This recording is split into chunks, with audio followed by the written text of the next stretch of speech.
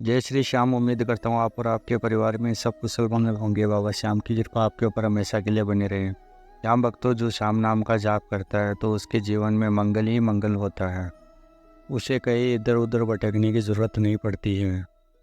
बस पूर्ण विश्वास और भाव के साथ में धैर्य से बाबा श्याम का नाम जप करते रहें। बाकी जो भी कामना है वो बाबा श्याम के ऊपर छोड़ दें।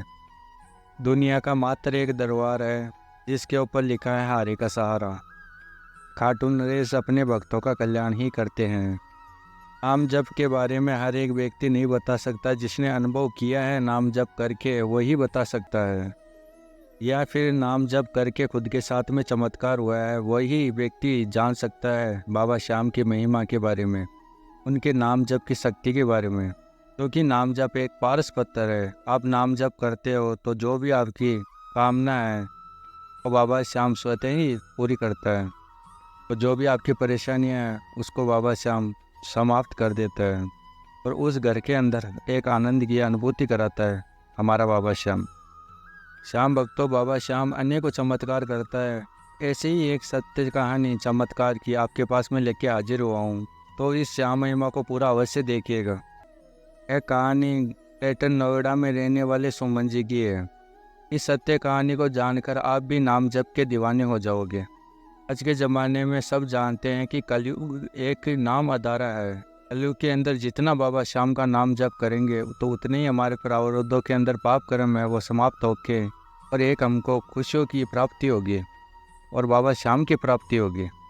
सुमन जी बताते हैं कि मेरे परिवार में सास ससुर और देवर और 2 बच्चे और मेरे पति और हम रहते हैं। मेरे देवर के रिश्ते होने में अड़चन आ रही थी। 3-4 जगह के लोग देखे भी गए परंतु वह कोई भी जवाब नहीं दे रहे थे। आगे सुमन जी बताते हैं कि मेरे पति अपने भाई से बेहद ही प्यार करते हैं, जिस कारण वह बहुत ही परेशान रहते थे। उन्होंने अपने जान पहचान वाले लोगों से भी बोला कि रिश्ता बताने के लिए, परंतु कोई बात नहीं बन रही थी। आगे सुमन जी बताते हैं कि मेरी सासू माँ की तबीयत ठीक नहीं रहती थी। वह अधिकतर बिस्तर पर ही रहती थी। घर परिवार की सारी जिम्मेदारी मेरे पे और मेरे पति पे थी। जब हर जगह से निराश हो गए और हम बात कर रहे थे कि कहीं पे भी कोई भी रिश्ता फिक्स नहीं हो पा रहा है, फिर आगे सुमन जी बताते हैं कि शायद हमने सोचा कि कोई कुंडली के अंदर कोई दोस्त तो नहीं है। नज़दीकी एक पंडित जी को अपने देवर की कुंडली दिखाई। फिर पंडित जी ने बोला कि इनके दोस्त है कुंडली के अंदर।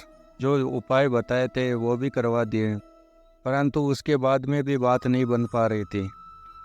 वैसे ही परेशानी चलती रही, कुछ भी समझ में भी नहीं आ पा रहा था। उसकी उम्र भी बढ़ती जा रही है। फिर मैंने कहा कि हिम्मत से काम लीजिए, भगवान सब कुछ अच्छा ही करेंगे।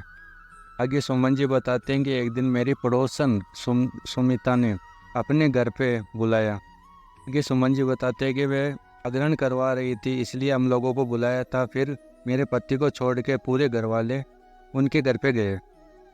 हमें नहीं पता था कि वह जागरण किसका करवा रहे हैं। फिर मैंने वहाँ पे जाके देखा कि वह खाटू वाले बाबा श्याम का जागरण करवा रहे हैं। उससे पहले बाबा श्याम के बारे में हमें कुछ भी नहीं पता था।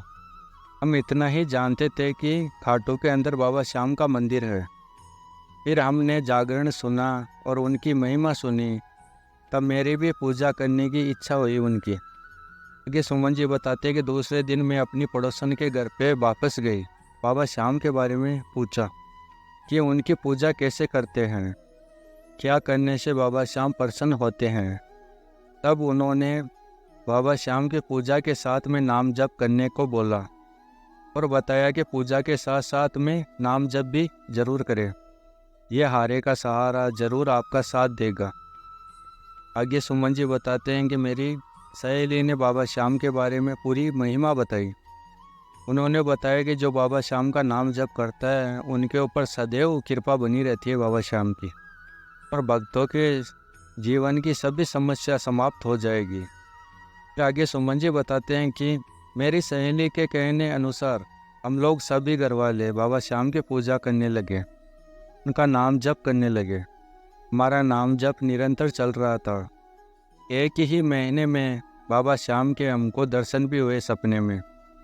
और एक ही नहीं, बहुत सारे चमत्कारों के बारे में भी पता चला। बाबा श्याम ने को चमत्कार किए हैं। तो कंगाल से कंगाल भगत थे, उनको भी राजा बनाया है बाबा श्याम ने। अरे वे भक्तों का हमेशा साथ देता है बाबा श्याम। फिर हम लोग खाटू धाम भी गए थे, बाबा के दर्शन भी किए थे। फिर आने के बाद में नेताजी बताते कि मेरे देवर का एक रिश्ता है। ऐसे करके रिश्ता पक्का हो गया। 21 अप्रैल 2023 को शादी की तारीख भी फिक्स हो गई। यही नहीं कि मेरी सासू माँ पे भी बाबा श्याम की कृपा बरसने लगी। और आगे सुमन जी बताते हैं कि मेरी सासू माँ की भी तबीयत बिल्कुल ठीक हो गई थी, चलने फिरने लायक हो गई थी और शादी भी हो चुकी है। बाबा श्याम की कृपा से हमारे घर में क्योंकि बारिश हो रही है, श्याम नाम जाप से बाबा ने हमारे घर की सारी परेशानियों को ख़त्म करके खुशियों की बारिश की है। श्याम भक्तों, ये श्याम महिमा आपको पसंद आई है सत्य कहानी वाली वीडियो को लाइक करके, अगर नए आए हुए चैनल को सब्सक्राइब करके आप भी श्याम फैमिली के साथ में जुड़ सकते हो। मिलते हैं अगली वीडियो में, तब तक के लिए जय श्री श्याम। बाबा श्याम की कृपा आपके ऊपर हमेशा के लिए बनी रहे।